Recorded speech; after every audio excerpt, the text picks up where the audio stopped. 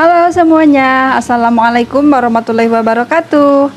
Jumpa kembali dengan vlog harian saya di channel Teteh Simpur Jaya.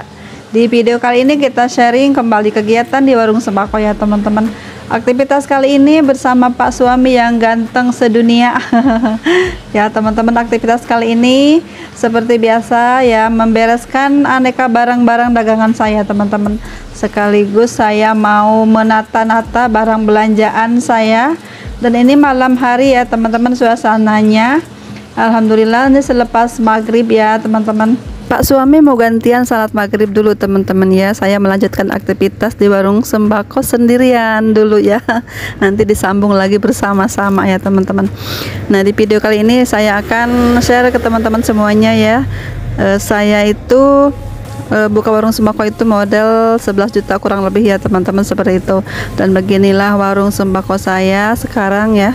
Dengan modal 11 juta alhamdulillah ya teman-teman, bisa berkembang dengan baik menurut saya ya teman-teman, dibandingkan saya dulu ya. Sekarang alhamdulillah ada peningkatan, barang saya pun bertambah dan pelanggan pun alhamdulillah bertambah juga ya teman-teman. Namun begitu ya teman-teman, tidak mudah ya. Tidak mudah menjalankan semuanya, butuh proses, butuh perjuangan, butuh kesabaran ya, butuh ketekunan gitu teman-teman ya. Meskipun hasilnya untungnya sedikit ya, tapi alhamdulillah lama-lama kita bisa mengembangkan usaha ini. Menurut saya ya teman-teman, ini sudah berkembang menurut saya. Wallahu alam sih sebenarnya seperti apa ya dalamnya. Namun ya kelihatannya seperti itu teman-teman ya. Barang bertambah dan pelanggan pun alhamdulillah bertambah juga, dan penghasilan pun bertambah ya insya Allah teman-teman ya. Dengan keuntungan yang dari 500 rupiah, dari 1000 rupiah kita kumpulkan ya teman-teman, kita satu-satukan dari yang kecil-kecil. Tapi itulah ya teman-teman, keuntungan warung sembako itu memang tidak ada yang besar. Jadi kita harus telaten, harus sabar menjalaninya ya teman-teman. Harus apa namanya ya, sedikit bisa ya mengelola keuangan di warung sembako. Jangan sampai kita besar pasak daripada tiang gitu teman-teman, seperti itu ya. Karena ya gitu teman-teman, harus mengerti ya keadaan kita, keadaan penghasilan kita seperti apa gitu ya teman-teman. Jadi kita harus menyesuaikan dengan penghasilan ya, pengeluaran kita itu. Di saat saya awal-awal merintis usaha ini dulu itu teman-teman, ada beberapa orang yang hanya mungkin percobaan saja berbelanja ke warung saya, dan ada juga yang jadi langganan tetap saya sampai sekarang. Mungkin orang-orang yang berbelanja hanya sekali dua kali itu hanya pengen tahu aja harganya gitu, pengen tahu aja cara pelayanan kita, dan mungkin mereka sudah punya langganan warung lainnya ya teman-teman. Tapi kebanyakan alhamdulillahnya yang berbelanja itu kebanyakan orang sekitar dekat warung saya, mungkin yang sering lewat-lewat aja gitu, hanya beberapa kali saja mampir. Dan kalau yang rumahnya jauh-jauh memang kadang-kala aja belanja di saya teman-teman ya. Kebanyakan sih yang belanja itu orang-orang yang sekitar lingkungan saya gitu. Jadi kita nggak usah khawatir, nggak usah heran ya jika ada orang berbelanja hanya sekali, dua kali, tiga kali terus nggak ada lagi. Mungkin itu rumahnya jauh ya. Jadi tidak bisa setiap saat berbelanja di warung sembako kita, mungkin karena pas lagi lewat dia mampir ke warung kita gitu ya teman-teman. Dan ini bisa menjawab juga pertanyaan Bunda kemarin yang bertanya ya. Usaha warung sembako ini sangat menjanjikan teman-teman ya. Selain pembelinya tidak akan pernah bosan, tidak akan pernah lekang oleh waktu, barang-barang warung sembako pun yang food ataupun non food semua dibutuhkan oleh kita ya, dibutuhkan untuk kita sehari-hari ya teman-teman. Margin yang kita dapat pun dari warung sembako ini bisa cukup besar ya, jika kita bisa mengelola dengan perlakuan yang benar teman-teman ya. Dan cara mengelola usaha itu harus benar-benar dan serius kita menjalani usaha ini. Dan namun banyak juga ya teman-teman yang mengira mungkin ya bahwa membuka warung sembako itu butuh modal yang besar atau butuh uang yang banyak gitu ya. Anggapan itu sama sekali tidak benar ya teman-teman. Kita bisa memulainya dengan modal seadanya dulu ataupun modal kecil. Nah, sebenarnya dengan modal 11 juta pun saya dulu ya teman-teman bisa membuka warung sembako ya, dengan cukup lumayan komplit barangnya ya. Dan tentu saja bisa tetap mendapatkan untung besar tentunya ya. Nah, bagaimana sih caranya agar mendapatkan keuntungan dari warung sembako yang bermodalkan sedikit gitu? Yang pertama adalah saya mempergunakan tempat tinggal saya, rumah kontrakan, rumah 3 petakan itu untuk istirahat dan juga untuk buka usaha warung sembako ya teman-teman. Dan warung sembako saya itu dulu di rumah kontrakan di depan ruang tamunya teman-teman ya. Di ruang tamu yang paling depan itu, ruangan tersebut kita gunakan untuk memajang barang dagangan saya teman-teman ya. Dan waktu itu di warung saya itu, di rumah kontrakan itu ya, rumah 3 petak, kebayang dong ya, mungkin orang-orang lain tuh akan kesulitan ya, merasakan tidak nyaman atau merasa terganggu istirahatnya atau apa ya, namanya rumah 3 petak terus dibuat usaha juga ya. Ya begitu ya teman-teman ya, banyak sekali sih cerita-ceritanya ya tentang merintis usaha sembako di rumah kontrakan tersebut. Namun kita ini datang dari kampung ya, tidak punya apa-apa, tidak membawa apa-apa, hanya berniat pengen punya usaha gitu teman-teman ya. Pengen punya usaha yang tetap karena sudah terlalu lama kita mengikuti usaha orang lain ya. Dan pengen dong punya usaha sendiri seperti apa ya teman-teman. Nggak mungkin ya kita harus ikut usaha orang terus, harus ada peningkatan lah kehidupan saya itu. Jadi saya putuskan untuk menyewa rumah kontrakan yang rumah petakan 3 kotak itu ya, untuk memulai usaha warung sembako saya. Nah, yang pertama untuk kita membuka warung sembako itu siapkan tempat ya, tempat dimanapun berada kita tinggal ya teman-teman. Contohnya saya di rumah kontrakan 3 petakan itu, saya membuka warung sembako ya, itu tempat saya tinggal seperti itu ya teman-teman, yang saya infokan kemarin-kemarin ya. Seperti itu tempatnya ya.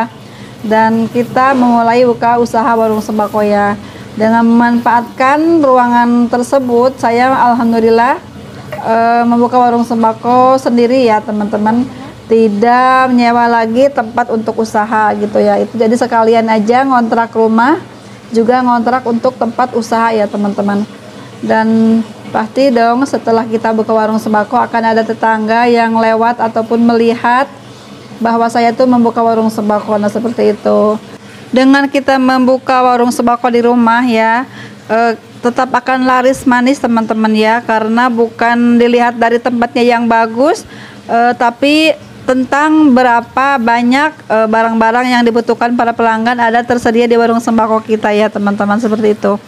Nah, jika yang terpenting itu dari warung sembako kita adalah kebersihan tempatnya, karena ini menyangkut bahan makanan yang harus kita jaga yang akan masuk ke dalam tubuh kita ya. Jadi harus diperhatikan kualitas barang yang kita jual tersebut teman-teman.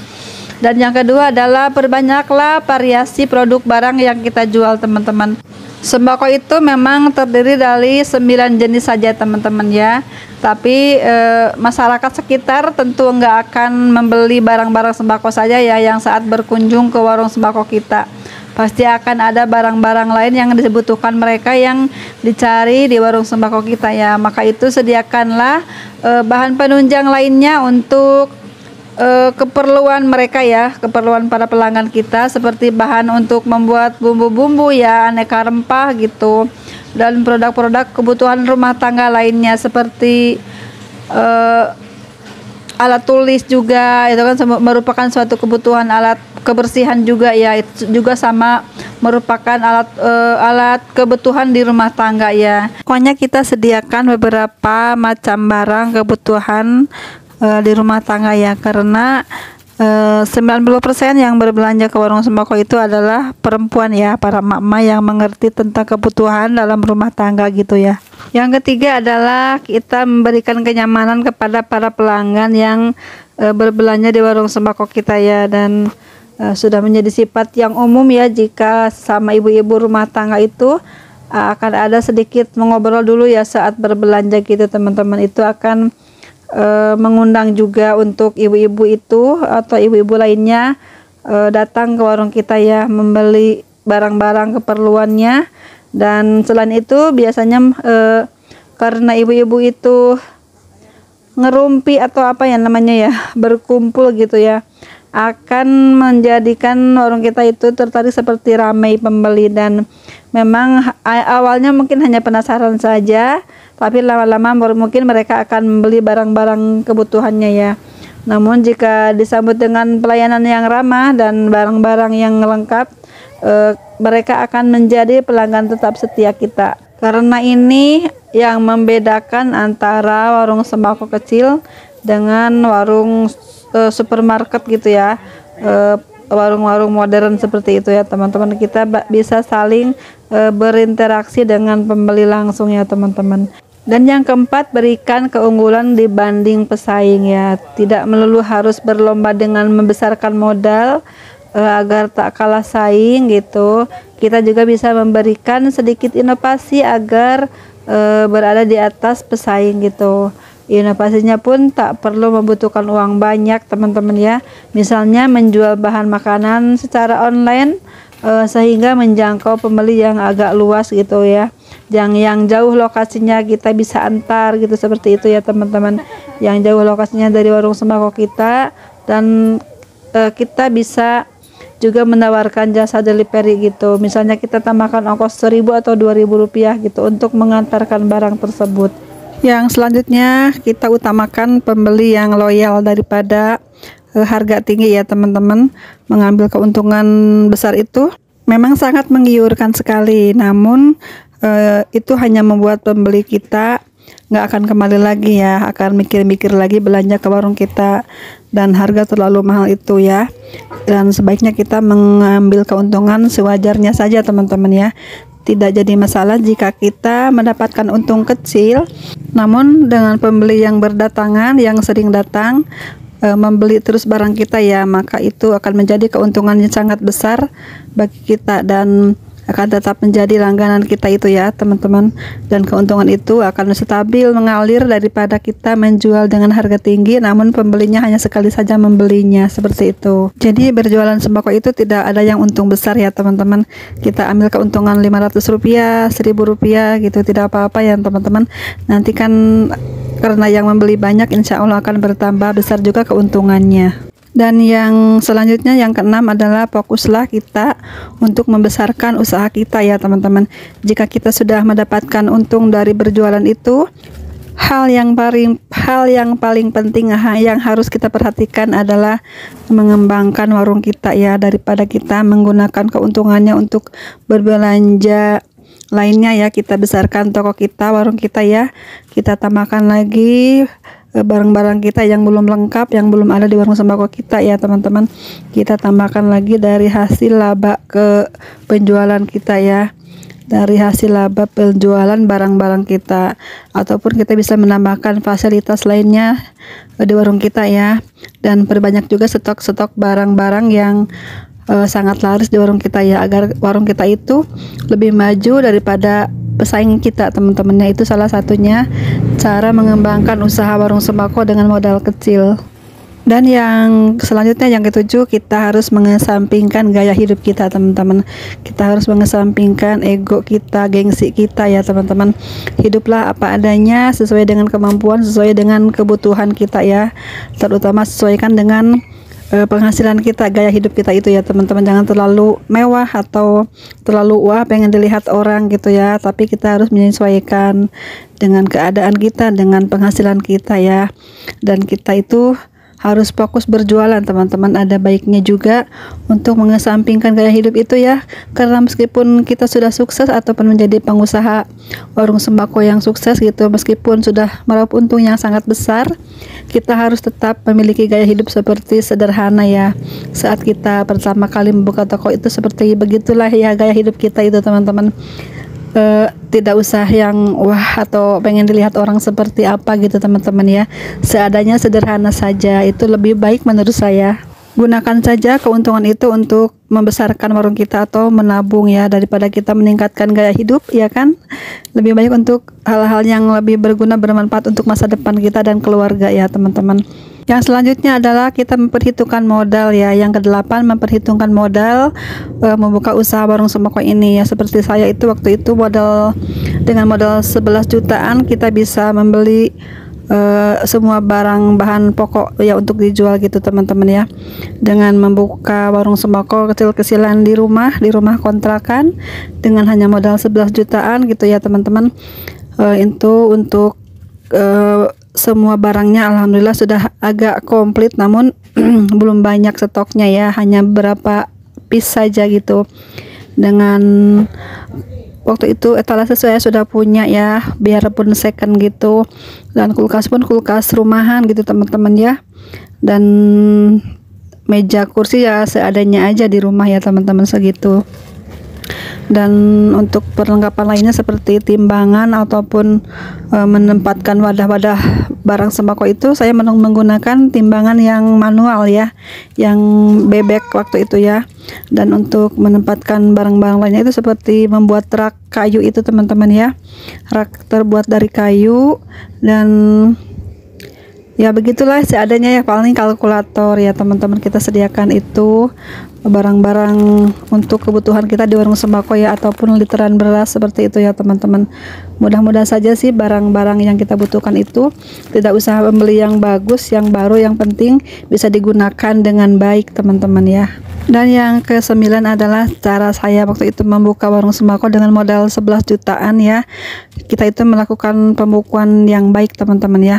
Misalnya mencatat barang-barang keperluan saat kita di warung sembako, membuat pembukuan di list gitu ya, barang-barang semua yang kita jual teman-teman ya. Karena kita itu dengan modal kecil, modal minim, pengen tahu, pengen kelihatan barang apa saja yang saya beli, dan dengan modal uang yang 11 juta itu sampai mana sih gitu ya, belanja apa aja sih gitu, sampai secukup mana gitu ya barang-barang yang kita butuhkan, dan apa saja yang kurang gitu ya teman-teman. Jadi kita itu uang 11 juta itu ya harus bisa mengaturnya, harus sampai bisa diputarkan dengan baik, dengan berpenghasilan yang lebih, bisa menambahkan lagi barang-barang yang lainnya ya teman-teman. Dan saya pun waktu itu mencatat semua pengeluaran saya, dari mulai saya membeli makanan sehari-hari ya untuk keperluan saya, untuk biaya anak sekolah gitu, untuk semua kepentingan hidup kita ya, biar ada kejelasan ya pakai apa saja sih uang segini itu ya teman-teman gitu. Tapi alhamdulillah mungkin itu yang namanya berkah ya teman-teman, biarpun modal kita sedikit tapi kita bisa mengelolanya dengan baik dan dengan penuh syukur juga ya, alhamdulillah teman-teman. Jadi untuk teman-teman yang mau usaha modal sedikit, bisa saja teman-teman ya, yang penting kita ada niat, ada ketekunan, keuletan gitu, insya Allah akan mendapatkan hasil yang kita inginkan. Intinya jangan cepat bosan, jangan cepat menyerah aja ya teman-teman, selalu berusaha terus yang terbaik. Bagaimana cara mengelolanya, bagaimana cara menghasilkan untuk yang besar, bagaimana cara mendapatkan barang-barang yang murah, itu ya kita dituntut untuk selalu kreatif dalam mengelola usaha ini teman-teman ya. Dan kita pun bisa ya memanfaatkan teknologi dengan menggunakan aplikasi apapun ya teman-teman, dengan untuk membeli barang-barang yang terbaru, yang termurah zaman sekarang ini ya, bisa saja dilakukan seperti itu. Namun zaman dulu saya itu karena keterbatasan semuanya ya, entah itu internet atau itu elektroniknya, saya tidak punya ya, hanya menggunakan manual saja teman-teman, oret-oret di kertas, di buku gitu ya. Sampai beberapa tahun saya simpan bukunya gitu, tapi sekarang lupa naruhnya di mana ya. Setelah pindah ke warung ini, ke warung yang baru ini, saya lupa ditaruh di mana barang-barang yang lama saya itu. Saya jadikan dulu tuh kenang-kenangan, padahal teman-teman ya, saya catat di buku besar, di buku tulis yang besar gitu. Saya catat semuanya, pengeluaran harian saya, belanjaan awal saya, hutang-hutang saya di awal itu saya catat semua. Tapi setelah seiring waktu berjalannya lupa saya teman-teman ya, nggak memikirkan itu lagi ya, karena punya kesibukan lain sekarang ya, tidak tidak mencatat begitu, tidak memikirkan catatan pertama saya. Jadi sekarang tuh lebih memikirkan saat ini aja yang saya jalani ya teman-teman. Jadi saya mau tunjukkan itu lupa teman-teman, di mana suratnya, bukunya gitu ya, biar saya pun mengingatnya waktu itu seperti apa ya saya susahnya, sedihnya memulai usaha ini teman-teman ya. Nah begitulah ya teman-teman kisah saya merintis usaha ini. Mungkin di antara teman-teman ada yang sama kisahnya seperti saya, ataupun mungkin zaman sekarang tuh lebih mudah, lebih enak ya mengelola usaha ya teman-teman, karena dengan semuanya serba ada, serba baik, serba mudah ya teman-teman, sangat mudah dijalankan sekarang itu usaha apapun ya. Banyak teknologi, banyak alat-alat canggih, terutama gadget sekarang ya sangat memudahkan kita dalam mengelola apapun ya, karena banyak ilmu-ilmu yang bisa kita cari sendiri ya teman-teman, tidak usah menanya-nanyakan kepada orang lain. Kalau dulu tuh saya menanyakan kepada orang tua yang mulai jualan gitu, kepada kakak, kepada teman-teman yang sesama merintis usaha seperti ini. Saya tuh bertanya seperti itu, apa saja sih, harus bagaimana gitu ya kan teman-teman. Namanya kita di awal-awal kan belum tahu, belum ngerti ya apa saja yang harus dikerjakan gitu saat memulai usaha ini gitu teman-teman. Jadi gitu deh, banyak sekali ya susah senang cerita-cerita yang menarik. Sekarang ini saya pengen gali lagi ya biar ada kenangan saya saat itu. Oh iya, dulu tuh nggak bisa mengungkapkan di mana ya kecuali di kertas itu ya teman-teman ya, nggak bisa mengungkapkannya. Kalau sekarang mungkin ada sosial media, kita bisa curhat, bisa tulis-tulis di status atau bisa dibuatkan konten ya, misalnya seperti itu ya. Kalau dulu tuh saya tuh ya minim fasilitas juga ya, karena keadaan mungkin ya teman-teman. Kalau orang kaya mungkin dulu bisa saja ya mengabadikan dengan apa ya. Kalau saya itu kan karena keterbatasan semuanya, ya udahlah begini aja cerita sekarang. Jadi memori saya tuh balik lagi ke awal itu ya teman-teman, sekitar 17 tahun yang lalu atau 18 tahun yang lalu. Jadi oh iya, inget lagi, alhamdulillah ya teman-teman. Untuk teman-teman yang baru memulai usaha ini, fokus aja pada usahanya ya, nggak usah mikirin saingan atau mikirin harga-harga yang semakin mahal ya. Insya Allah itu semua akan teratasi dengan baik asal kita ada keseriusan, ketekunan menjalani usaha ini ya. Soal saingan mah di mana-mana pun sama aja ya, yang jutek, yang nyinyir, yang nyindir banyak sekali di mana-mana, sama saja, tergantung kita menyikapinya seperti apa. Yang penting kita jangan merugikan orang lain gitu ya, dan tetap berpositif thinking aja teman-teman semuanya ya. Gak usah mikirin ngeladenin orang-orang yang cocotnya banyak yang menyinggung perasaan kita, nggak usah dipikirin, biarin aja. Mereka ya buat mereka, ya kita buat kita gitu. Semuanya akan kembali lagi ke kita, biarpun urusan itu jelek atau baik ya akan kembali lagi kepada kita teman-teman semuanya. Apalagi bahasa-bahasa yang kurang baik ya, atau mengumpat atau menyindir orang lain, untuk apa ya, tidak ada gunanya. Fokus aja pada usaha kita ya, bagaimana cara mengembangkan usaha, bagaimana cara mencari barang-barang yang murah, itu aja teman-teman ya. Fokus bagaimana cara melayani pembeli dengan baik, bagaimana cara agar merawat pelanggan supaya tetap berbelanja di kita gitu. Itu saja fokusin teman-teman ya, agar usaha kita itu tetap berjalan sukses dengan yang kita harapkan. Biarpun modal kita kecil ya nggak apa-apa, yang penting ada niat, ada usaha, pasti akan membuahkan hasil ya teman-teman. Jangan putus asa, jangan ngeluh ya teman-teman, tetap semangat aja gitu ya menjalani hari-harinya. Biarpun sepi dagangannya, mungkin suatu saat akan ramai gitu ya teman-teman. Dan mungkin teman-teman juga tahu sendiri ya caranya seperti apa untuk supaya ramai pembeli itu, dengan harga-harga yang murah contohnya ya, dengan pelayanan terbaik ya, seperti itulah ya teman-teman. Tapi namanya usaha kan ada saatnya sepi dan ramai gitu, tapi nggak usah terlalu dipikirin, yang penting ada yang beli aja gitu teman, udah bersyukur sekali. Ini panjang sekali ya cerita saya kali ini ya teman-teman. Semoga jadi inspirasi ataupun ide usaha, ide jualan, ataupun penyemangat teman-teman semuanya. Ini yang saya dapat sampaikan, dan saya berbagi aja tentang pengalaman saya berdagang dengan modal 11 jutaan seperti itu ya teman-teman.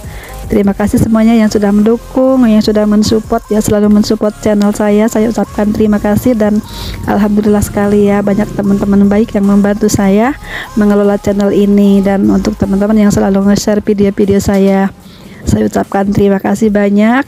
Semoga teman-teman semuanya pun sukses dalam usaha ataupun di dalam channel YouTube ini ya teman-teman. Semoga dapat berpenghasilan dengan baik sesuai yang kita harapkan.